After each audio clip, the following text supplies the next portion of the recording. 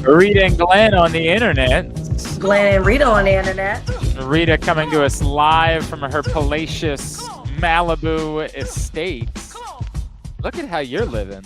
Look at you. Now it's weird because when you invited us over for the housewarming party, you didn't show us the piano room. You Did not. That's really and weird. And now look at that grand piano room too. Grand piano room. How big is that couch, Reeta? My God, that is a big old couch. Just really surprised that we didn't get to see that part of the house. I guess you got to be a certain level of close to Reeta in order to be able to see that part of the house. And apparently I'm not quite close enough to get that part of the tour.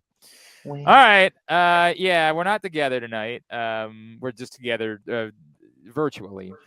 We're going to do the Ravens Lost show. And Caleb was like, no, we need to do a normal show. And I was like, I don't have it in me. I just don't. Caleb want to do more fun. Look, it's hard to do fun stuff when the Ravens lose, Caleb. I get it. I know. But so blame them. Don't blame us. It's not a Reeta and Glenn and Reeta problem. It's a Ravens problem. I mean, I'm blaming whoever. I'll blame you too. I'll blame the Ravens. All I know is that I want to do more fun stuff, and both of you guys are involved. Ravens and my friends Glenn and Reeta. So everybody get their shit together. This is the thing that you all have to understand about Caleb is he doesn't really care. He doesn't really give an S. I care because here's what I tell my friends all the time. I care when the Ravens do well because that makes my city happy and my friends happy. Mm-hmm. That's what I care about. And especially when we were working post game at that one place. When they did well, I had a huge investment. If they did well, my job was a lot easier if they did well. Right. More pleasant. Yep. Yes. So that's part of this. I legitimately today, I just wasn't in the mood. Straight up, I just wasn't in the mood.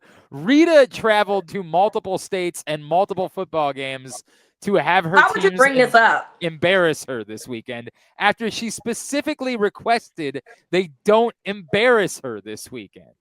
After she specifically requested not to see certain faces on the internet, she saw certain faces on the internet. It might be time, Caleb. It might be time. I don't think anybody loves me. I don't think that the Orioles love me.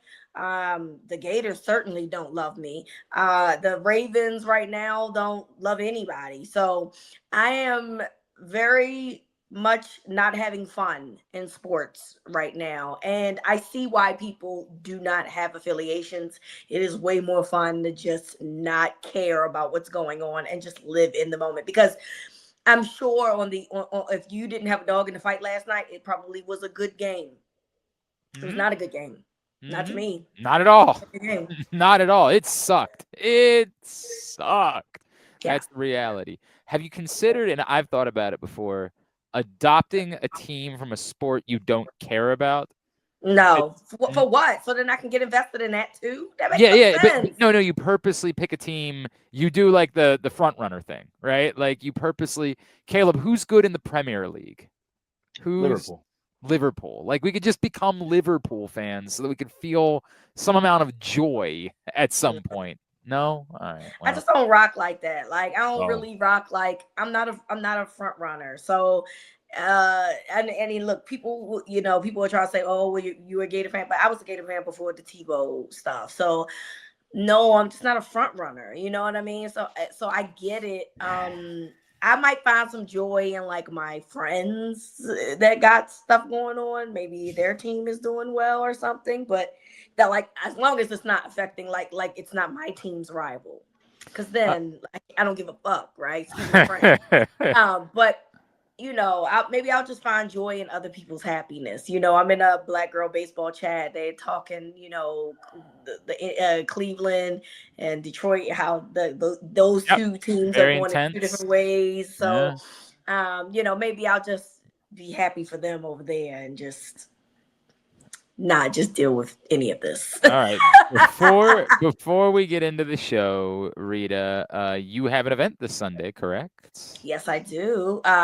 Gridiron Gals is doing a live podcast for free at La Familia this Sunday, September 28th. It is going to be prior to the Kansas City game that the Ravens will be at 425. So we'll be on for about 30 minutes prior to the game starting. So about 3:30. Come join us again, La Familia. It is free.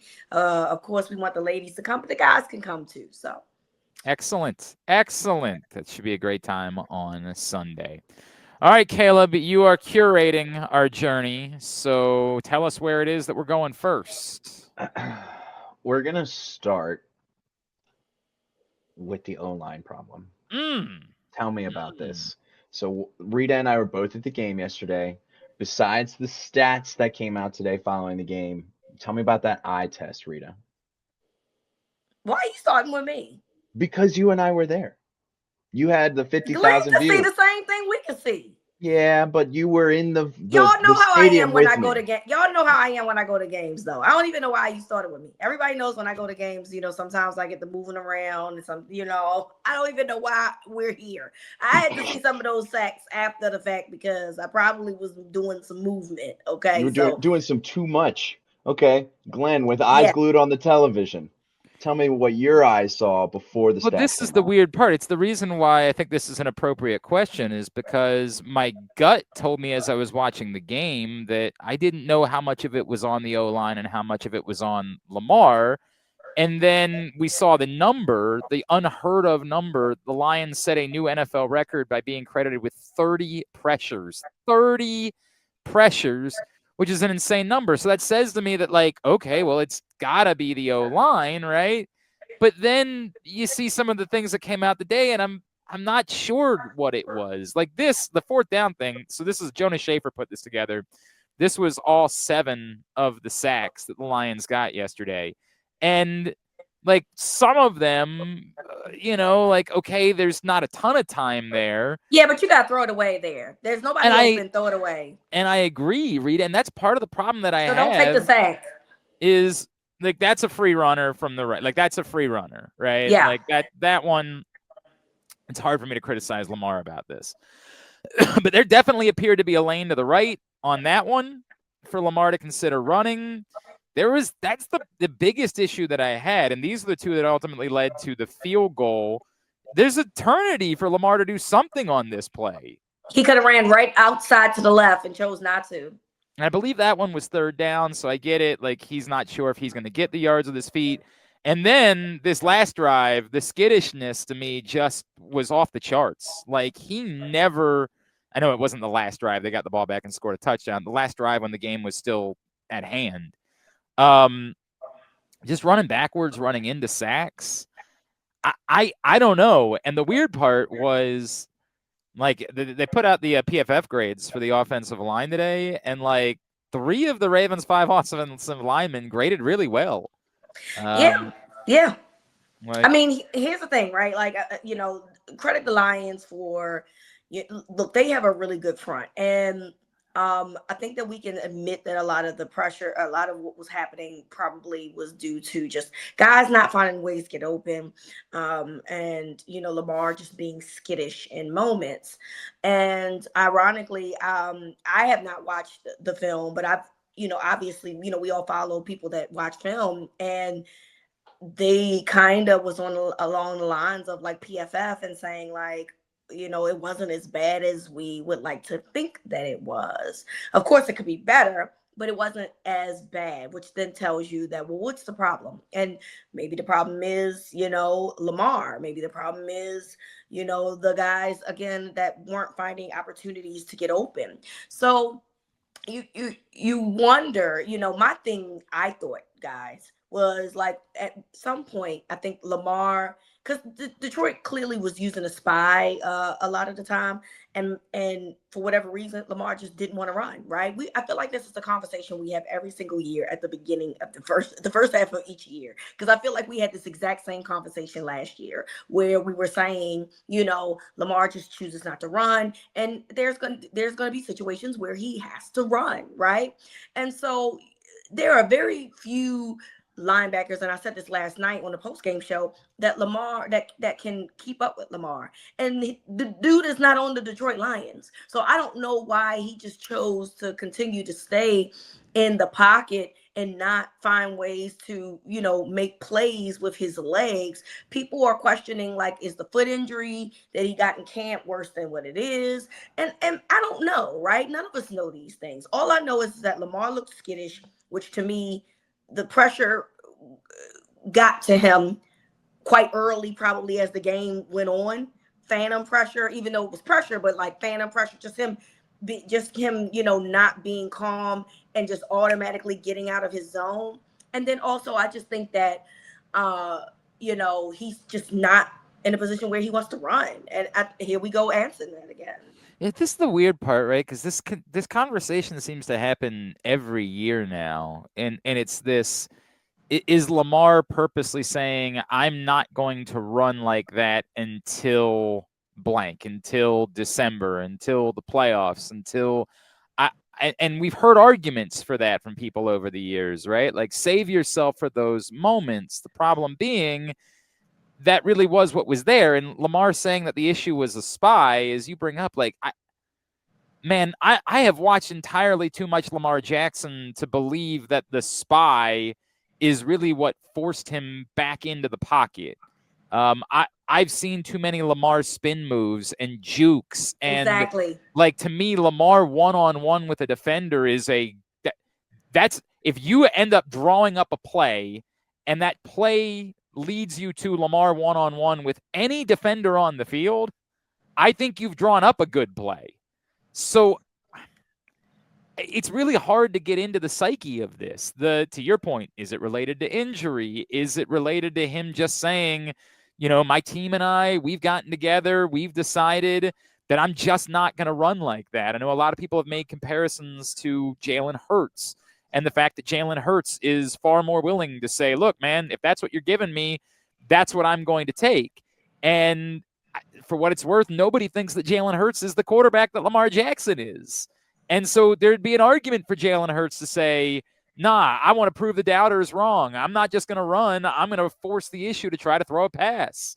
Everybody believes Lamar Jackson's a better quarterback than Jalen Hurts is. But yet, you can't help but think about whether or not he still feels like he has something to prove to someone.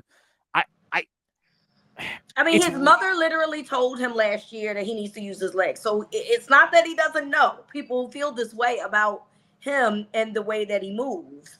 I just don't understand why he is choosing not to do that. He does, like you said, he has nothing to prove. He should be a 3-time MVP. He's going to be a Hall of Famer.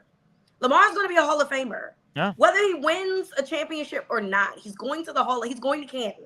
Okay, I'm speaking that now because based on the trajectory. Fact. Yes. Based on the trajectory of his career, he has nothing to prove. Winning a championship is so hard. You know what I'm saying? It takes so many parts when it comes to football for them to all work together as one, that we make this thing about quarterbacks when there's too many moving parts that have to be right at the right time for you to win a championship. I've long sailed off of, this person didn't win a championship. The championship is the icing on the cake, but it does not make or break what Lamar Jackson has done for his career. That said, I wish we could find out why Lamar does this. You learn nothing from the AFC Championship game where you just didn't want to do anything. You've learned nothing from the first part of last year where they were in a similar position in terms of the record. I just don't understand why we have to keep getting here. What it takes for you to say, okay, I got to be it. And I get it. You don't want to get hurt. I know. I understand. completely, right? This is his body. He's the one that's got to go out there and do it every week. But also, too, sometimes it requires you to open up the offense. It requires you to make the defense honest when you go out there and do these read options. So I really hope Lamar finds his way back to what works, because what works is his legs in addition to his arm. As we pointed out, the consensus is the offensive line was probably better than you thought it was, which I think is different than saying that like it was great, and not that there weren't low moments. Caleb, every time we talk about the offensive line, someone in Baltimore says, "Well, why isn't Ben Cleveland playing?" And I was that person at one point. But listen, here's the thing. Watch this one more time. Watch this one more It's bad. time. It's This bad. is the goal line. This is the set of plays where the Ravens ended up going for it on fourth down and not getting the touchdown. What? Yeah, it's bad. What is that? It's bad. It's bad. Don't get me wrong. It is bad. I don't know if Ben Cleveland just whiffed or if he's a meathead. I don't know which one it is. I don't know what's going on. But listen, there's a reason why people want Ben Cleveland, is because what we've seen out of Fa'alele does not feel like it's enough. I don't know if Ben Cleveland is the answer. And look, right there, he didn't make a case for himself clearly. But he's also played. We've seen him play last year, and he's been effective. So, my thing is that the Ravens have decided that they're going to live on down on this Fa'alele thing, and we're going to see how this goes. But, I understand why people want to see what the other guys on the offensive line are doing. Who was it just recently benched their offensive lineman? I don't know what team it was, but they were like, we making a change. And I think that people just feel like, well, if somebody's not doing their job and you are talking about having aspirations of a championship, don't you want to figure out what the best solution is with the guys that you have? Right. And people are making the assumption that Harbs is a loyalist. And based on like the things that we've heard about him in the past and how he's moved in the doghouse thing, I can understand why people feel that way. But at this point, I'm throwing everybody out there and seeing who gonna work. I'm sorry, you got to at this point. But Cleveland made himself no favors by this. Is the damnedest thing, right? Daniel Fa'alele. And again, I've never treated PFF as Bible because, same. Like it's what it is. But I do think that particularly with line play, you're just looking for something because you don't have statistics. Daniel Fa'alele this season, according to PFF, is the 6th best pass graded blocker at the guard position in the NFL. But here's the thing, like my thing is this too, Glenn. Like I just don't think that there's many offenses that are that good, offensive lines, specifically that are that good. I don't know. There might be something to be said for that, Reeta. That's where I stand with that. I think that you got some really great players, and then some guys on a line with great players that kind of make it work. Maybe. And then there's everybody else. But I think that having great like guards or centers or whatever is an anomaly these days. I'm sorry. The way that these defensive players are now groomed, I don't think that the offensive linemen have kept their pace with it. So I say that to say like, okay, he's 6. That doesn't mean anything to me because I just think by and large, offensive lines just aren't like what they used to be. Maybe, but that would suggest there's not really better options to be had either. That's right? Very true. And that's a good point. Yeah, that's part of the problem. And for what it's worth, and I do want to make sure that I'm fair, he's graded as the 6th best pass blocking guard in the NFL so far this season. He's 75th in run blocking. So run blocking is poor. It's bad. Keep that in mind. Last night, as far as pressures were allowed, they credited the guy that PFF thought had the worst night of them all was Roger Rosengarten, who we saw had a great run block, obviously on Derrick Henry touchdown. That was a phenomenal block. But he was graded as just a 50.1 overall, and 6 pressures were credited to him last night. So that's who got the ire of PFF along the Ravens offensive line. I don't know is all I can keep saying. I think that I've watched enough to say, and watching live, I thought it was about as much on Lamar as it was on the line. the film people have sort of backed that up. And that's not me saying I think the line was great or I think the line is perfect, but I really do think that is at least as much of the story from last night in that side was on Lamar as it was on the offensive line.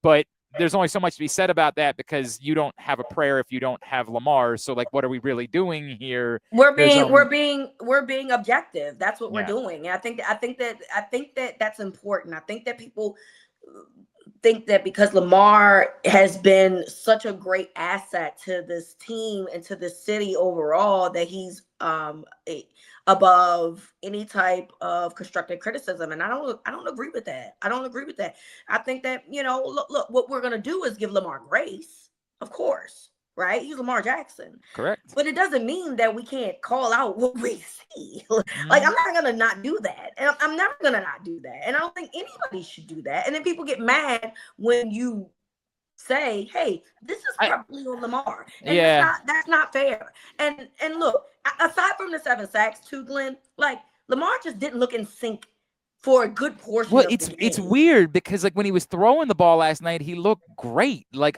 there were times he didn't look great to me. I mean, he had some misses. There were 3 throws that he made all night that I didn't think were, as far as the throws he made, that I didn't think were beautiful. I thought that he was precise throwing the football for the entirety of the first half and the start of the second half. The one that should have been picked off, that was a bad throw. I'm not even talking about that. I mean, then I thought he really missed 2 other throws that he made. Really missed them. The one to the left, he missed pretty badly. Yeah. And then that was it. Otherwise, he was there's a couple of those on the sideline that he missed. So look, again, this is not me.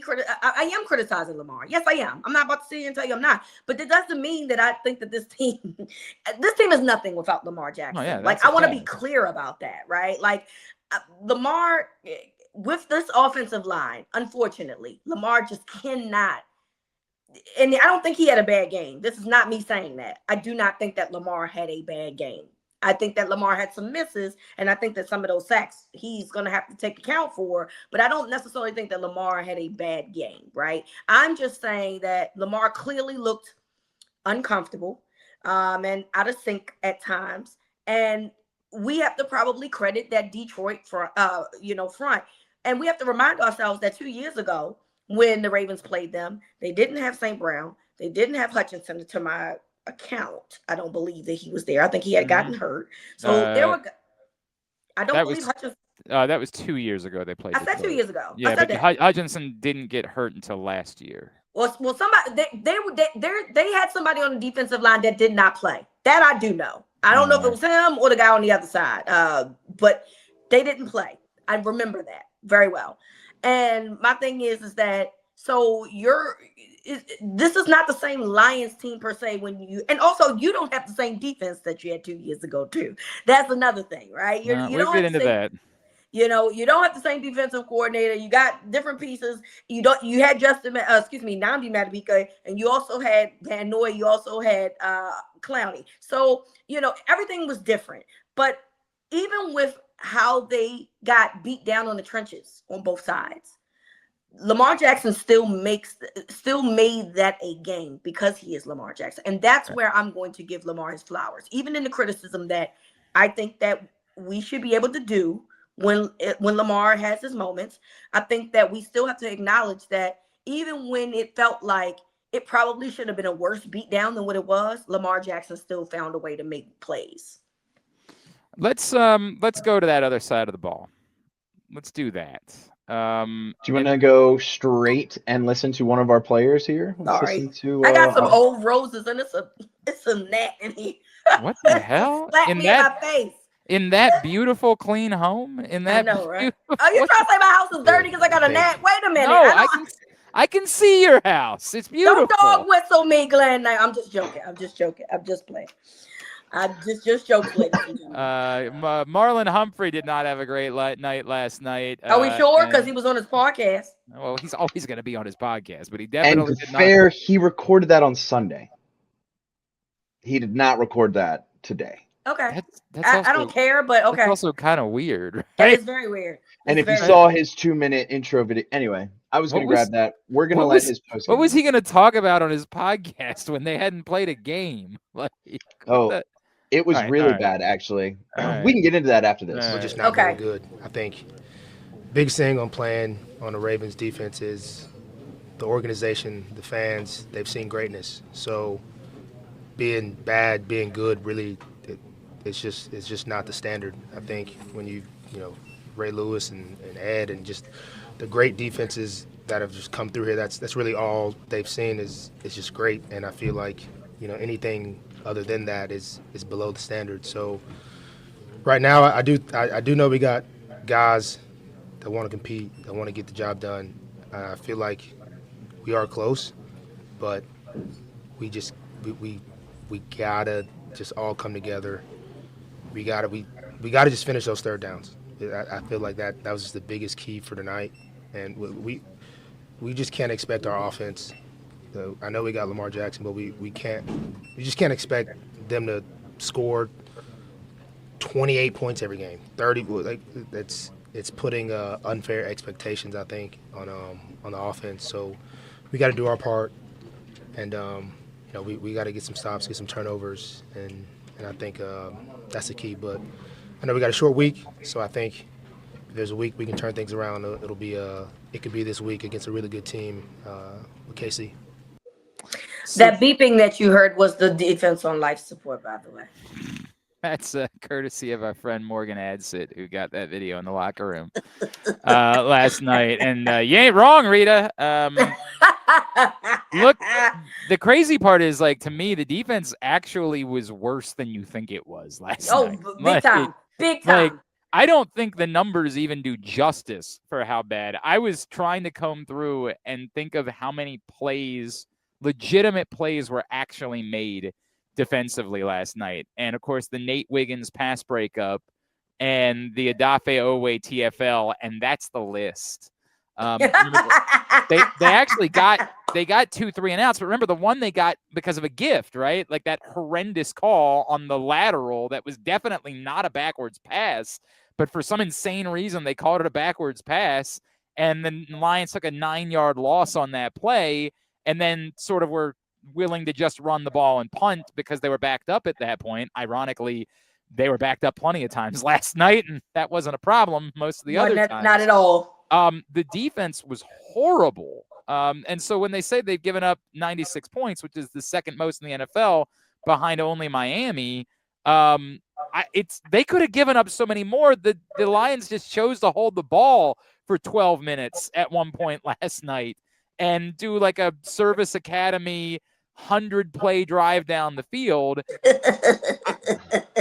It might be, and the crazy thing is, like, they've given up more points, but to me that might be one of the worst performances I've ever seen from a Baltimore Ravens defense, because they offered nothing. There were no positives. There's no player that I can say, yeah, but this guy really did well. Like, yes, Nate Wiggins made a play, but I don't think he played well. I think he made a play. Yeah.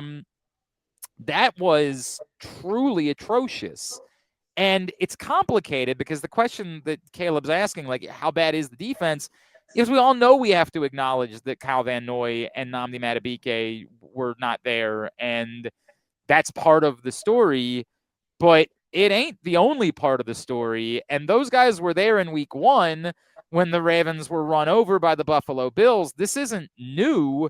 This is the same as it was to start last season, and I think it's a problem now that goes beyond just not having playmakers. I don't know that they have nearly as much as we thought they had to start the season. I don't know that this is even a good defense. Yeah, well, my thing is that, I mean, you mentioned, this is how they were last year with Matabike or whatever. Yeah, but then they didn't have him, which makes it worse. You didn't have Van Noy, which I'm not suggesting that, like, he's been a stout player this year, but he's still a good player. He's not there. It made a bad thing worse by not having 2 of your guys out there. One of them being one of your playmakers who have been disruptive in the first 2 weeks of the season, who has played well. So when we found out that Matabike wasn't going to play, I mean, immediately, I never really felt good about this game with him. But with him not playing, I kind of felt like the writing was on the wall. I don't like saying those types of things because, again, when you have the offense that the Ravens have and you have Lamar Jackson, you're always going to have an opportunity to win a football game. But knowing how good the Detroit Lions are, I never felt good about this defense being able to hold that offense, because that offense is fantastic. It is a very well-oiled machine, and they do a great job over there. And so there's a problem here. There's an Eric DeCosta problem and there's a Zach Orr problem. You have to figure out, one, depending on what the situation is with Nnamdi, if this is going to be an extended period of time, hey, y'all gonna have to figure something out. You are going to have to trade for somebody. And yes, you might get fleeced. But if you think that this is a Super Bowl caliber team, you are going to have to go out and get somebody. That is just the reality here. Because the longer that this man goes out, now the schedule does get softer after the bye.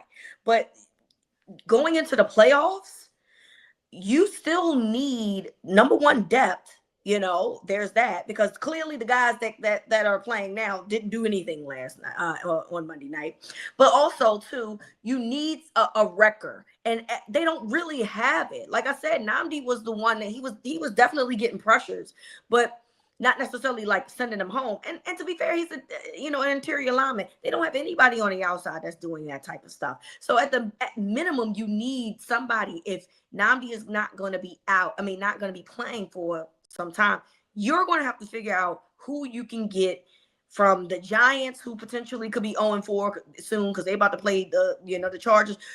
If the Raiders are like, hey, we ain't really got nothing going on, we might have to figure out if we want to push this Crosby thing, change our mind about this Crosby thing. I don't know. You're going to have to figure it out, because it's going to have to happen. Also, we definitely have to figure out what the hell Zach Orr is doing over there. Because why do we keep looking at that one? Why is that one screenshot going around where they got Marlon lined up as a linebacker? Mm-hmm. Well, and a lot of people. Then there's a lot of questions about Mike Green being used in pass coverage too. Well, that's another thing. Mike Green is not like what are we doing here? That's not what you grabbed him for. Yeah. So what are you doing? What are we doing here? I'm out there calling the plays, Glenn. That's me. It's really bizarre to me, and I don't think that Zach Orr can escape this. And you know me, I'm not the type that ever calls for firing people. I just think it's kind of boring. I think he needs to be demoted, not fired. I definitely think that he needs to be. I'm sorry. Yeah, I don't. Again, if you want to win a Super Bowl, you ain't got that much time to figure this out. No, and I get that was your guy. I get it, Harv. Yeah. That was your guy. Guess what? Sometimes you're wrong about stuff. We got to admit that we're wrong about stuff, and we got to make the change. Let me get back to that part of it, because I think we're going to dive into that in a second. But I do want to bring up that there is a question that's been going around, and we brought it up in the in the lead up to the start of the season, which is it time that we're going to start getting kissed? Christian Wilkins is still sitting out there, and we still don't really know all the details other than the goofy part of the story that we heard. And that's the weird part, because if it really is nothing other than he playfully went to kiss somebody on the forehead, then I'm going to be canceled forever, because I do that with I'm one beer and I'm kissing everybody on the forehead. I that's just who I am. Hey man, you can't look. We had the NFL is full of overblown masculinity. You can't do that with everybody. I understand, but I mean, if that's it, if that's all there is to the story, is that he playfully kissed someone on the forehead, then it's time to call Christian Wilkins. It is time to figure out if he can't. Now, if there's more to the story, right? Well, because remember, the original story was he had a foot injury, and I wonder if some of that. I wonder if both things can be true in this instance. So if he's not 100% healthy, I see why that he's not available. To me, Christian Wilkins is too good of a player for us just to be he out here tickling toes and kissing people on the forehead, and we just not gonna have him on the team. I don't. You know what I'm saying? I do wonder if there's some truth if he's healthy or not. Injury. Right? Yeah, correct. yeah. I completely because if he's healthy, get on the phone with his agent right now. I'm with it. I'm with it, and I think that you at least need to know the answer to that question. And it'd be nice if somebody was offering any amount of reporting about that, because it is so bizarre. It is such a weird thought that the only reason why Christian Wilkins is unemployed is because he kissed a teammate on the forehead. Like, that is just a super weird thing. But I think that conversation is going to have to pop up this week, particularly because I am still not Nani Madubuike dealing with a neck injury. Bro, I just don't know what neck injury is a 1 week neck injury. Yeah, and the fact that Harbs is being kind of like coy about it and not being specific tells me that this is. And look, there's no doubt in my mind that if it is what we think is going to be longer, that they're trying to figure out what they can do, from a front office perspective. But the defensive coordinator has to help these guys. You have to get back to what it is that you were doing in terms of like allowing Kyle Hamilton to be the Swiss Army knife that he's been in the past, making Mike Green do what he's supposed to do best, which is supposed to be a pass rush specialist. Like, little things. Y'all have to figure this out. You're going to have to figure this out because something's not working. Every time you blitz, first of all, I don't want to see Marlon blitz nobody else no more. He doesn't get home. I don't want to see it. Get Starks or somebody else to do it. Take the training wheels off of Starks. I don't care if it's his fourth NFL game coming up this weekend. He's playing with a bunch of veterans. His veterans should have his back. Get somebody else that got some speed that can try to go home and get these quarterbacks. I don't want to see Marlon Humphrey do it no more. He ain't getting back there. I don't really want to see Roquan, even though you still do got to blitz the linebacker. He ain't getting home either. So y'all gonna have to figure this out. There's literally Mike Green right there for that very reason, and you're not using him for that. It makes no sense to me. So I'm with you. I'm with you. Now, with that in mind, there's another question that we have to ask. Okay. What happens if they lose on Sunday? I mean, they 1-3. That part is true. You are factually accurate. They would be 1-3. I don't think nothing changes from that. I don't. But that's where, because you brought up another thought a second ago. And I do think that a defensive coordinator change comes into play. Oh, yeah, not the head coach, though. No. If anybody, this is, our friend Emery Hunt and I went back and forth about this today, right?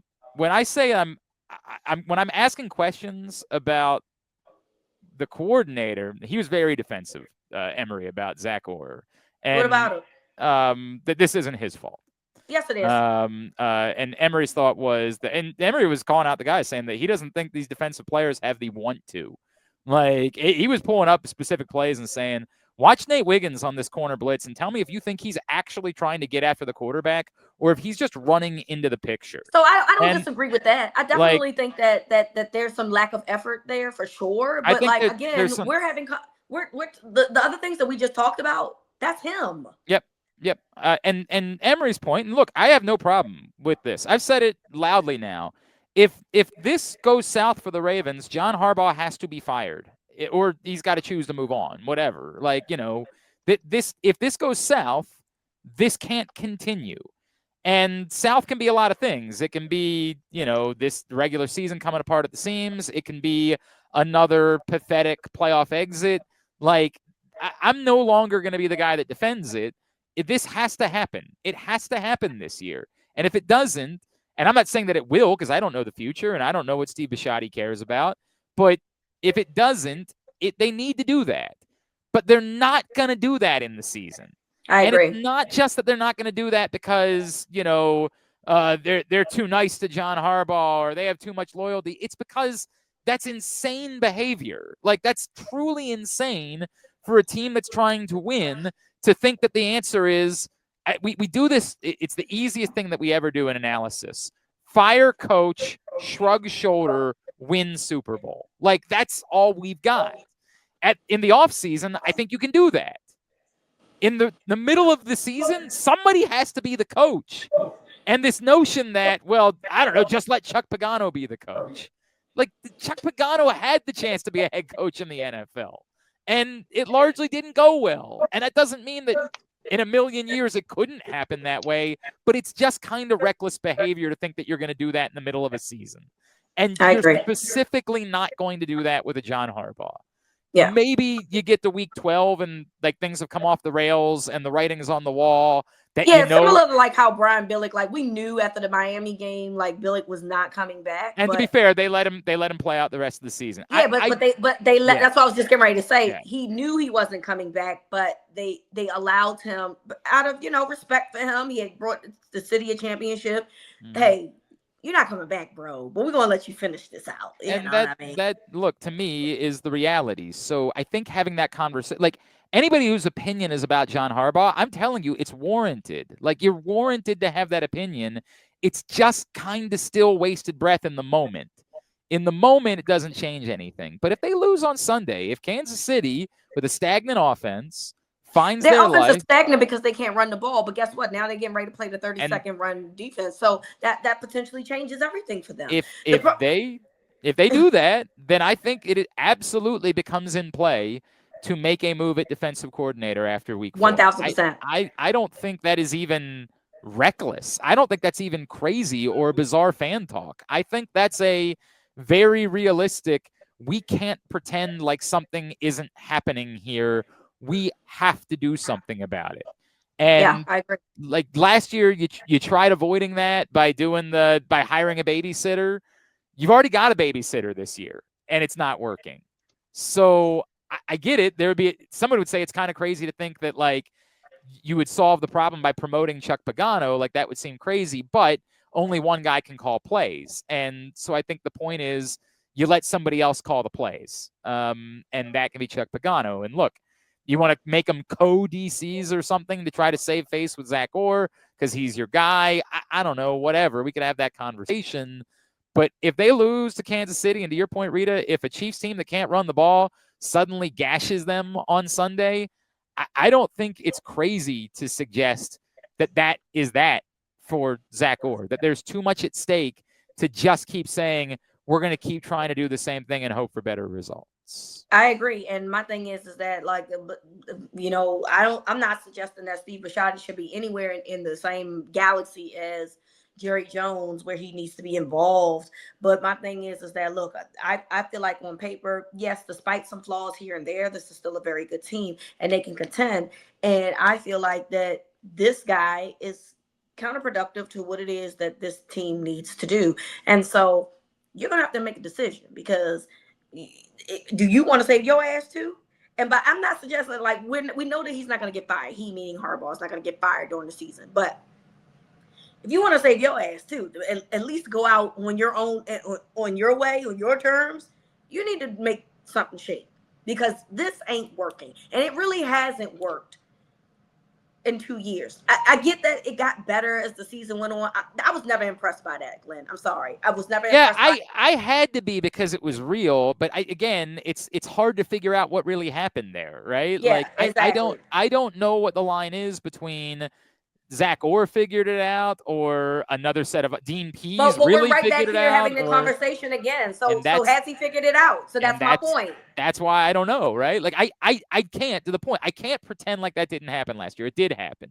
Part of it was they stopped putting some guys out on the field that clearly had no business being on the field. And frankly had no business being in the NFL at that point. So like that helped for sure, is making some changes at safety. And Ardarius Washington, much like we're talking about Nnamdi Madubuike, maybe one of the things we're learning is truly how valuable Ardarius Washington was to this football team and what he allowed you to do. Another complaint that I think people have is that it seems like you're sort of babying Malachi Starks a little bit by keeping Kyle Hamilton back, and you might need to rip the Band-Aid off there. You drafted the guy in the first round. Rip it off. You just might need to do that. And I don't think I disagree with that. And you clearly wanted to have Jair Alexander on the field, and so far you've gotten a whole bunch of nothing from Jair Alexander, like nothing to this point. One really bad game and two inactives. Did not participate. So, there's a lot there, but I can't pretend like I have any reason to believe that Zach Orr is definitively a high-level NFL play caller. Maybe he will be. Maybe that'll be the case. And look, hopefully they look like a completely different defense on Sunday. Hopefully there's another Roquan Smith game of his life and the whole thing. But if it's more of this, I don't think there's much of I really don't know I'm at the point. I never think the Ravens. I don't ever think the Ravens are going to do anything drastic. Like, I just always assume they'll always do the easiest thing. But I really am at a place where if they lose this game, if they get gashed, I don't know that they have much of a choice. They don't. But to say they don't. We've got to acknowledge the elephant in the room. Now, the week after they play the Texans, who also is abysmal, so they could potentially, and that offensive line is horrible, so they could delay it. And everybody says you really want to wait till the bye week to do something like that, right? So right. that would and that this would year buy is you the early bye. Yep. They're at week 7, so we'll see. But I think that this Kansas City game is going to be huge for Zach Orr, and we're in terms of how much longer he has to right the ship so that he can keep his job, because I definitely think that he's on thin ice. I'll tell you what's definitive, you two. Yes. That's the face of a beaten down man. That man is sad about reporting on this football team. I really look at that. Shit. Like, you are just look at that. Look at me, Glenn, right here. Like, that is sad puppy to the 9 here. I'm so sorry. I am not as passionate a fan as a lot of people are, because I'm 42 and I have kids, and like I just can't allow my life. But it is this is what we have to do for the next 3 days, and because I still do it every day, I do get beat down by it. And it's the thing, like, eternally.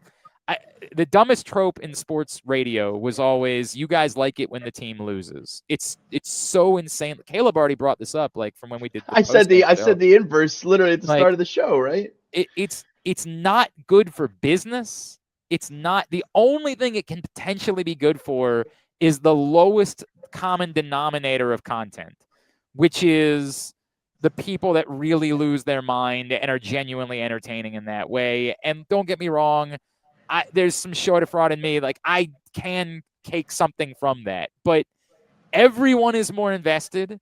Everyone is more interested. The ratings are up. The business is better. Life is good when the team wins. That's in the city that you're in.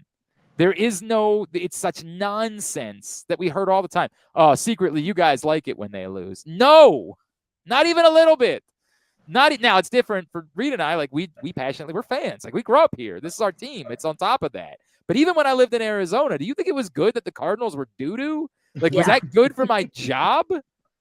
If I didn't know that the radio station was going to make budget because it was harder to sell advertising in football season because people didn't give a rat's ass about the football team in town, like, come on, man. We just say these things. Dude, I am not looking forward to doing this again tomorrow. I don't want to do this again on Thursday. I don't want to do this again on Friday. I would rather us be hanging out together, eating some, weird peanuts or something. Like, that's what I want to do. I want Caleb to watch the wrong documentary. That's not even a documentary. Again. I want to maybe we should do like Caleb's shitty movie of the week or something like that. No, like, let me do it. Because I got all the Tubi movies, and you guys would love my list. And I'll watch it correctly. I will watch it. Sell me on that. I would love to do that type of content. You know what? I tell you what. Before we get out of here, why don't we do some fun content? Why don't we have a little fun? We'll do as seen on Twitter for this. Look at Caleb's face. Look how he looks like the smiley face right there. He lit up like a Christmas tree.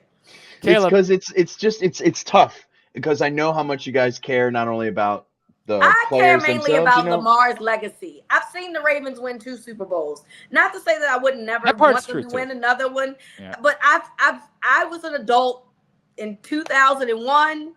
No judgment. I was an adult in 2013. So I went to the game. I went to the second one. So I have lived the life.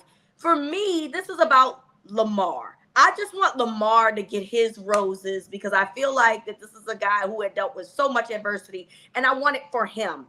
That really is it for me. And I'm just being quite honest. No, I appreciate that. And I think that's very high on my list. I think for me too, it's about my kids, right? Like, who are now really, really into. I don't know if you guys remember that Dolphins game from a couple years ago, but Femi called me out on the post game. He's like, dude, you look like you're like actually crying. And oh yeah, you did. Like, and I hadn't thought about it, but like, I was genuinely like it was right around Christmas time. And my boys were sitting on the couch with me, living and dying with every moment, and we're experiencing so much joy. And it struck me that I didn't get to do that with my dad because we didn't have a team.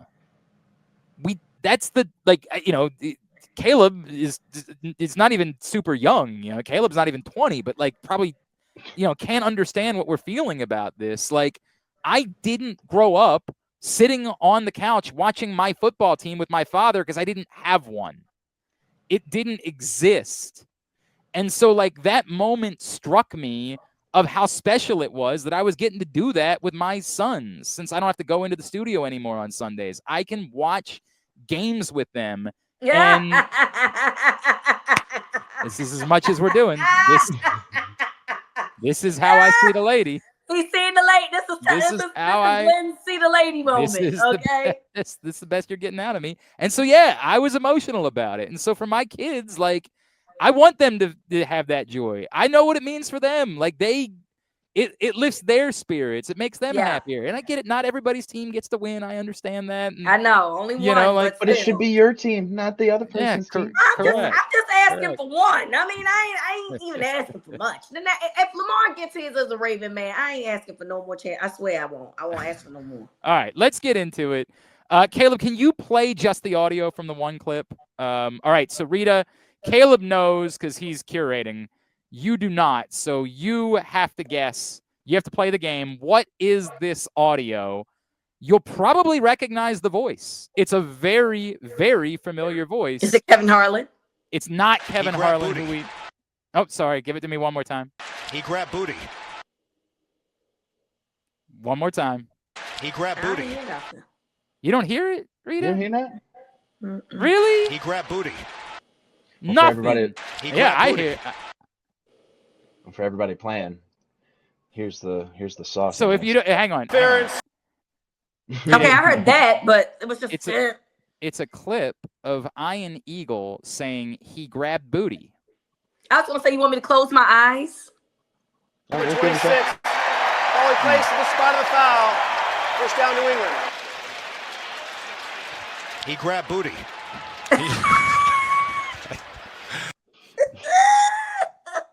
I tried to. I did have just the 2 second. But wait, did he grab booty? Because I really did have my eyes closed. He did grab Kayshawn Booty, the Patriots wide receiver, is who he grabbed.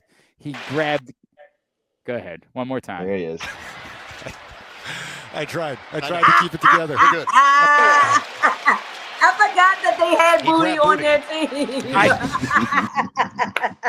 team. Makes me so very happy. I was watching that game actually. My buddy is a Steelers fan, and like it just grabs your ear. You're like, did he just say booty? It was booty. I forgot that booty was on that team. And look, this is the funny part about this. It is definitely possible that Ian knew exactly what he was doing in that moment. Of course he did. No. I know Ian a little bit, and I know some folks that have worked with Ian. And a lot of times when you think that Ian knows exactly what he's doing, you find out later that actually wasn't the case. I don't believe it in this case. It didn't hit him until afterwards what he had said. Now, I get it. It's so good. It was such a delay. That's why I think he knew. He knew because Glenn, you say how many times a year you're like, I wish I wasn't 12. Right? Like hang on. Caleb, if I send you something, can you hang on a second? Yeah. Because I had a I wish I wasn't 12 moment this weekend. Okay. My God. While we wait for him, we can move on to the next segment. Okay. Or the little part of the segment. Should I close my eyes this time? No, we're not doing any of that this time. This is where we going next? This is strange from our head coach down in Tampa Bay. This is strange. Hang on. Yes. I just wanted to set this up. After the game, the Buccaneers beat the Jets. They tried to lose it. They win the game. After the game, someone takes a video of he is walking in the tunnel, and he's got his arm around Todd Bowles, the head coach of the Buccaneers. He's got his arm around Payne Durham, who apparently is, I don't even know what Payne Durham does. He's a player on the Buccaneers. He's a tight end for the Buccaneers. He's got his arm around there, like sharing a moment. And it's being shared like, hey, this seemed like kind of a really special moment between Todd Bowles and Payne Durham, right? So a reporter in Tampa asks Todd Bowles about this special moment that he shared with Payne Durham. I know very little about Todd Bowles. This was a wild answer, bro. Me and Payne have a relationship not many people know about, and we're secret lovers. Tom, what did you say during the locker room? Clearly, he's being an ass because he's shaking his head like, "How dare you ask me that question?" Right? But like, dude, what? Hey, I mean, listen, because that's something I would say. Because it probably here's the thing. When people ask stupid questions, sometimes you just gotta be. I don't understand why. I don't know why it was a stupid question. I thought like it really was kind of a sweet moment, and like, hey, was there some adversity that Payne had gone through? Maybe he just felt like that was such an like. Why are you asking me that in this? Like, there's so many questions you can ask with this game because we saw, like you said, they tried to give it away, and this is the question you came up with, like. All of the questions in the world, and that's the question. I don't know. Me being an asshole that I am, I'm absolutely going to say something ridiculous. It was so that just y'all can get out of my face. He went right to "We're secret lovers." Like he went right to it. Caleb, I just sent you an email. And then my favorite thing too, I want them to stick with the vintage unis. I love the creamsicles. It's my favorite uni. I know back in the day they got joked for it, but that was really because they weren't good when they were wearing these. You're good now. Bring them back. Keep them. I want to see more creamsicle. They look and amazing. More Buck with the knife in his mouth. Amazing. A lot of people would say that the Love You Blue Oilers uniforms were the best uniforms of all time. Charger blue. But the powder blue. Oh my God. Yeah. You're right. But I have an issue. I don't ever until you allow the Texans to wear those uniforms. It's effing shameful that the Titans try to wear those Oilers uniforms. They can get the entire F out of here with that. They have nothing to do with Tennessee. They have nothing to do with Nashville. It's utter bogus bullshit that the Titans try to wear those uniforms. Let the Texans have them. I don't like it either. Donate them. Do the right effing thing because you can. Let them have those uniforms. I agree. That's the way that I feel about it. Caleb, I wish I would give anything to be old enough that as I was watching Auburn play Oklahoma on Saturday, and the announcer said, Auburn needs to punt. On comes their punter, Hudson Cock. I swear to God. I wish that I could reach an age in my life. I wish there was a day where I could be an adult. I wish that I didn't immediately giggle and say, wait, what? wait a second. And then go seek out, what did you say that guy's name was? I wish that I just move on and say, yes, that's the punter for Auburn. His name is Hudson Cock. I wish I was capable of doing it, but alas, I cannot. That's hilarious. The man's name is Hudson Cock. That's his name. You Get saw a jersey it then. on the jersey. screen. You know, of course, who has the best-selling jersey among all college athletes? Oh, Johnny Manziel. No, current college athletes. Oh no. He plays football at Eastern Michigan. Oh, Noah. Yeah. Noah. His parents played in our face, and I don't like it. That family lineage played in our face because I think that how you would pronounce it is Naga or something like Kanega or something like that. Yeah. Hey, change your name, okay?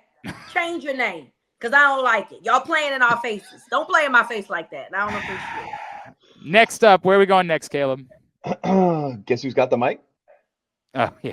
This is also from the same game, right? Yeah, 44 is the fucking mic. Oh.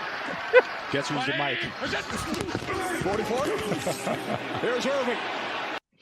I do love that. I do love that. Actually, Jonathan Vilma handled that brilliantly on the Fox broadcast. Guess we know who's Mike. 44 is the fucking mic. Guess who's the mic?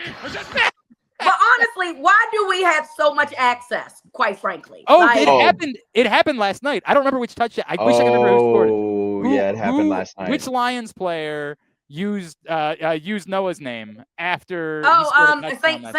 Brown. St. Brown. Yeah, it was St. Brown. Yeah, he when said, said, I'm that. I'm He that. said, I And, run yeah. this. He said, He I said, run this. He said, I'm that N-word. Yeah. Yep. Yeah. 100%. So Yeah, but this is what I'm saying. We have too much access. We have too much access. Let these I don't people know. curse in peace. Yeah, but I love that. But that to but me, you know, that's it's on like the network hot TV. mic. It's like the hot mic of the NBA games. I do want to hear what you say when you just slam I mean, dunk on I that dude. do, I right? do want to hear what he said as he was falling. I do, but I'm saying y'all be sitting here, not you, Glenn and Caleb, but y'all be sitting here complaining about what about the children? Oh no, and then be having curse words because you got too much access. Well, it's like my friend Reeta always says, "Fuck them kids," right? Yeah, I mean, 'cause that's where I stand. That's where I stand. But my thing is that one day we're gonna hear the wrong thing, and it's not gonna be pretty. It's not gonna be pretty. Just saying. I have one thing here. Okay. Yeah, hold on, let me get rid of this. I don't want that anymore. This is from our boy. This is from August 5th. Apparently Marlon, hands off his Twitter to his ghostwriter. Clearly he has not done that this season. With he just is still plugged in. If you're doing something like this is performative, my brother. You are not actually giving up anything. You are just giving the mic to somebody else to hold it for you. Actually lock in if you're going to make a big deal about it. That's all I got to say.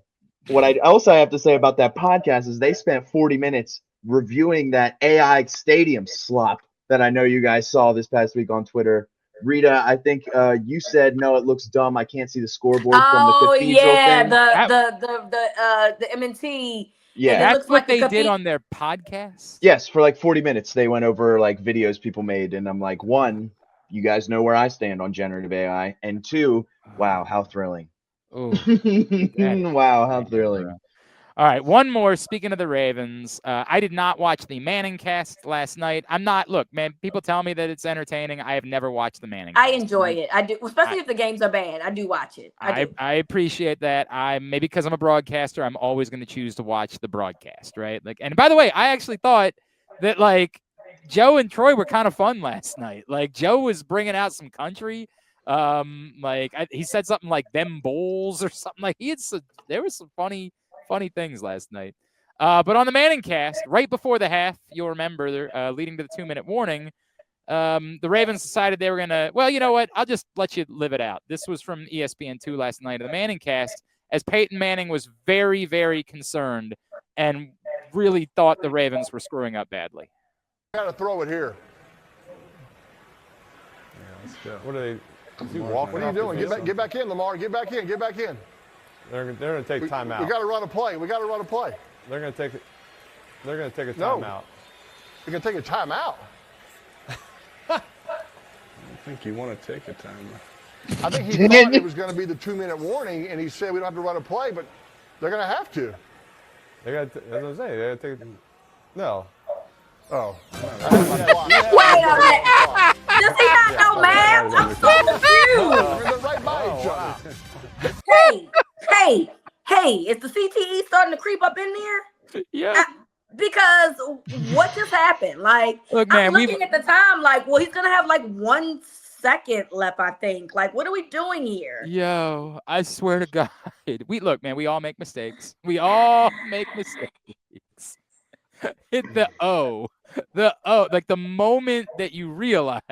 And what's funny is everybody's kind of quiet, and then because everybody's huh? Daniel and then Jones he's oh. Yeah, I don't think I'm supposed to correct Mr. Manning. That's exactly what I felt. Because when he said it, he was he's got to take a timeout. Daniel Jones was he got to take a timeout. Basically, what are you talking about? But hey, I don't think that I'm supposed to. I've only won 3 games as a Colts quarterback. He won many more than that. So I'm not going to say anything here. I'm just going to sit politely and nod and be happy that someone wants to talk to me, because I'm not far removed from a time where no one would want to talk to me. So poor Daniel Jones just caught up Peyton Manning. God, that O. That, you could hear that O. I've made that noise plenty of times. Oh, hey, yo. Mind. Hey, yo. Look at these guys. This is confusion. This is confusion. Daniel Jones, look at Daniel Jones' face. Bro, what are you talking about? He really wanted to say it, but like you said, he didn't want to Yeah. He want to correct the Hall of Famer. I Me, ain't on the other correcting hand, Mr. Manning. because I'm an asshole, I'd have been like, hey, can you carry the one and tell me what you get? Oh, God. All right. That's all I got. That's all I got for As Seen on Twitter. All right. So hopefully when we're back next week, good vibes. 2-2, 2-2, 2-2, 2-2. Yep. Nobody needs to get fired. Life is good.